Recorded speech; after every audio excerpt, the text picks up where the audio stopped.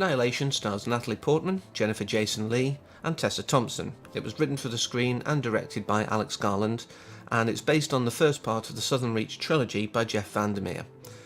So this was interesting for me. I was already aware that it was very allegorical, I had been told, but not what that allegory was. And I also tried something a bit different, knowing it was quite cerebral and sort of deep and intellectual, I guess. I went in completely blind and just made notes as I went, rather than watching it once and then sort of breaking it down afterwards, how did it get to that point? I was having thoughts, processes, putting things down as I go, which, to be honest, is how I often get inspiration for what I want to cover. I'll be thinking about it as I go and then try and recapture some of those ideas the second time and look a bit deeper how it got to that point. But this was like the same time. I was noting down ideas. Again, possibly because I knew of the allegory, it made it a little easier. I don't know if I'll do it for every deep piece, but I think it helped with this. It gave me a weird mindset to be in where I was really paying attention, and it didn't ruin my enjoyment of it. You'll know, obviously, from the duration of the video, this isn't literally a live blow-by-blow account, and I'm sure we'll all be grateful for that. But onto the material. From the start, we're given this information on cell division and how that is pretty much the big cause of cancer. Cells not knowing when to stop, dividing out of control, mutating in ways that are harmful to us, which really is our very, very early introduction to the theme of this film, which is self-destruction. We hear it a lot throughout this piece, and I think the fact that we are introduced into the world with information about the worst kind, in some ways, of self-destruction that can happen to us outside of our control, I think that was a very interesting way of opening the piece. But we learn a lot about Lena, obviously, that she is a biologist and she teaches, but also her guilt, I suppose, of the relationship with Dan. Now, again, when I was first watching it, I thought, maybe it's guilt that she's got over him too quickly, particularly in the first scene that we see of her and Dan together in the bedroom. But then, obviously, as we realise later, no, this is, again, part of her self-destructive behaviours. This was going on before Kane went, and, it's a big part of her character that she's really kind of checked out of the marriage in everything but the practicalities. But, she tries to move on with her life. It's been 6 months, and then Kane comes back. But something's wrong, something's different. And of course, at this point, we're just like, well, maybe he's shell-shocked, it's some kind of PTSD.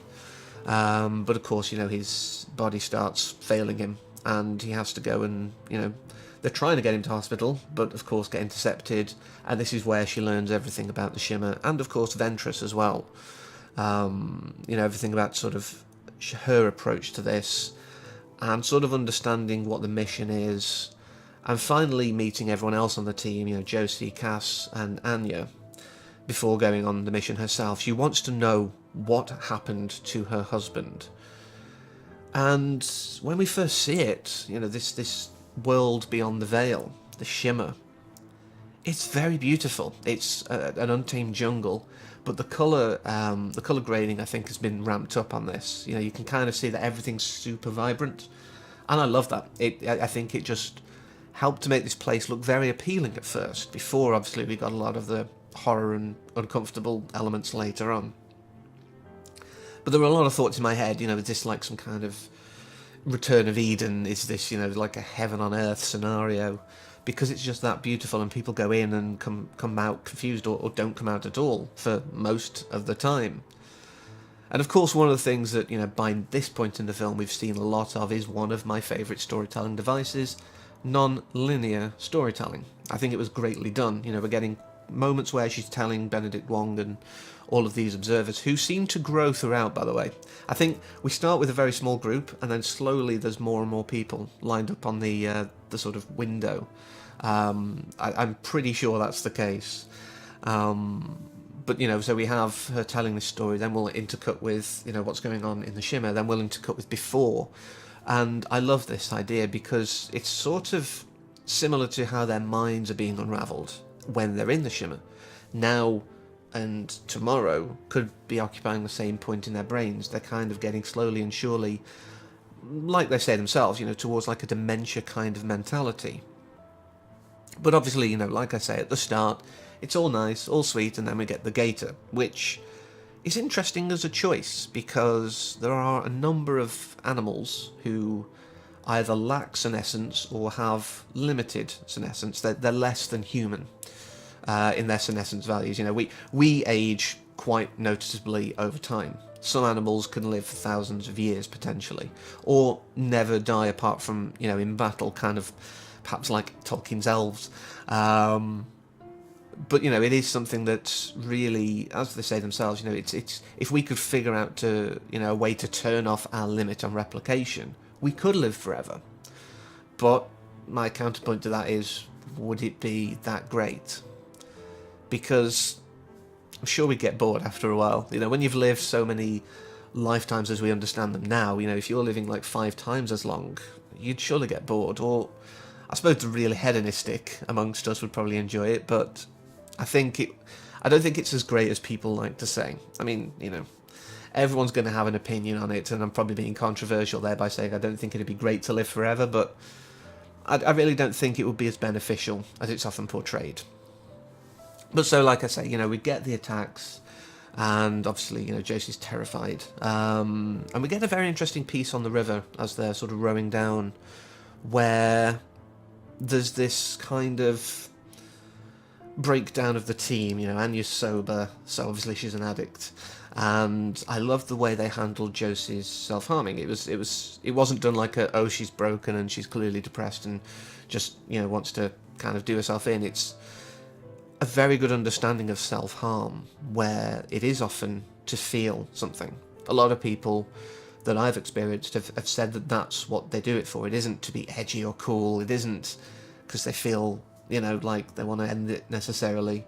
It's just the only way they feel something, even for a brief moment. Some use it the other way. They feel too much, and it's kind of like a release valve. But like I said, I thought it was very well respectfully handled, that little brief moment. But obviously, you know, they continue on their mission, and they're starting to see a lot of weird things going on. I mean, the plants, you know, that seem to be various different plant types all at once. This again shows that this sort of ability to mutate out of control is in everything here. The whole place is wired, if you will, to evolve out of control. And eventually they make the first horrific discovery of the soldier, who is kind of given a C-section, I guess, you know, for this weird twisting intestines, and we see obviously his end form, if you guess, you know, up the wall, which is really horrific, you know, as a scene. It's potentially what could happen to them, and I think probably Lena and Ventress are more likely to be the ones who are thinking this could be us. I think Anya gets it to a degree, but she's more worried about someone cutting her open, and Josie's just freaked out.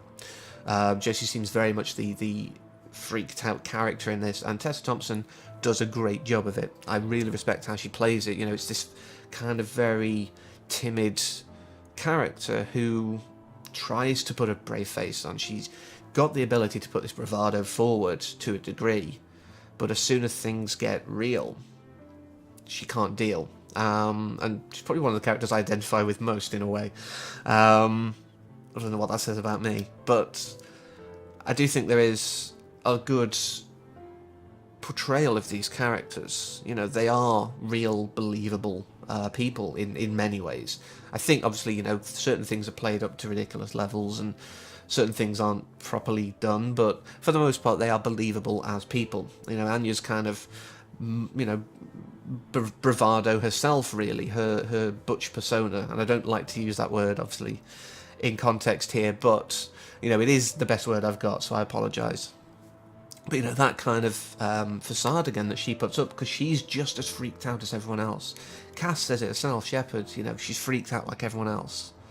You know, and if Josie is she's more like me, Cass is the kind of person I like most, in a way, because she's very much the caring kind. She wants to make the team work, she wants to be the nice one. And she's just very likeable. And it's a shame that she dies, you know, as awful as she does, you know. It's not as awful as Anya's death, though. But this is, again, all of these things that happen to them are parts of this story telling us what's going on, this mutation, this constant absorption of other things. That's what's kind of happening here in many ways. The creature absorbs Cassie's screams into it. Because why not? You know, and we see so many things that key us in to the ending. When we see that deer-looking creature seemingly just divide like a cell straight away. This was cueing us to the end. All of these things that happen, you know, we're given this understanding of these plant formations that are in the shape of people. I started thinking maybe they were people, and then of course Tessa Thompson walks off and we see plant growth starting on her, so maybe they were. Maybe they actually were people. Because whilst obviously the Hawks thing that they were on about, you know, sort of the template of how things grow could have been a factor. Why were they holding hands with smaller ones and things like that? That doesn't necessarily get explained by that. That would just give you a basic human template, not a final form. But I may be reaching. But one of the interesting things that came to me throughout all these different mutations and permutations of being that we keep seeing was the Vulcan Ideal from Star Trek of infinite diversity in infinite combinations. And it's kind of a weird thing to take away, you know, that this reminded me of something from Star Trek, but it is. You know, all of these different things that we see, these different permutations of being, these different alterations of form, were a way of that. You know, we're a version of that. And I kind of love that. But of course, you know, we get to the end, we get, you know, to find out what actually, what the situation really is. And of course, the fact that Cain wasn't real. Again, this is what we were keyed into. The idea that we see this transformation of the world, we see an animal pretty much divide like a cell, because that's kind of what happened to Cain in a roundabout way. He was a duplicate. He wasn't the real Cain.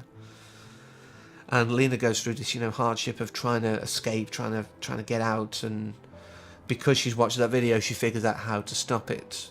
If the theme of this piece is self-destruction, and the fact that it's a very human trait, as Ventress says herself. Almost none of us commit suicide, and almost all of us self-destruct in some way, in some part of our lives. But these aren't decisions, they're impulses. Isn't self-destruction coded into us, programmed into each cell? Then the culmination in the lighthouse could be seen as a reflection of that. You know, it's learned to be self-harming, but I don't think that's the way to look at it. I took away from this the fact that if we can deal with the less positive aspects of ourselves, whether it be physically or mentally, then we can heal by sort of careful self-destruction, almost like pruning a plant. You know, destroying parts of us that we can live without and that are harming us. We can heal only by destroying a replica of herself or something that was mimicking her. Could she heal and get out of here? And also heal the area. The Shimmer was destroyed because it's all connected. But I say all connected because, of course, it wasn't necessarily all in there. We still had the duplicate Cain sat back at the facility. And that ending was very weird, you know, with the eyes. You know, it shows that they have this connection. And I can see how, obviously, if they did want to adapt more of the trilogy, which I've not read, so I don't know how, if that works, you know, if that is exactly as it is in the books, but it does give them a way forward that means that everything isn't ended. But it's very interesting, this piece, you know, we've got all this sort of symbolism of self-destruction and how harmful it can be and potentially how useful it can be. But also we have a female-led team. We have cervical cancer shown at the start. We have a man getting a C-section. There's very much a creation and particularly childbirth aspect that I've been definitely pulling from this as I've been going along. I mean, there's obviously potential biblical references as well. In fact, it's very Eden-esque, and there's a guy called Cain. But I think that's perhaps reaching. But I think that the creation is quite strong because, of course, how the entity and its environment work is by combining DNA into something new.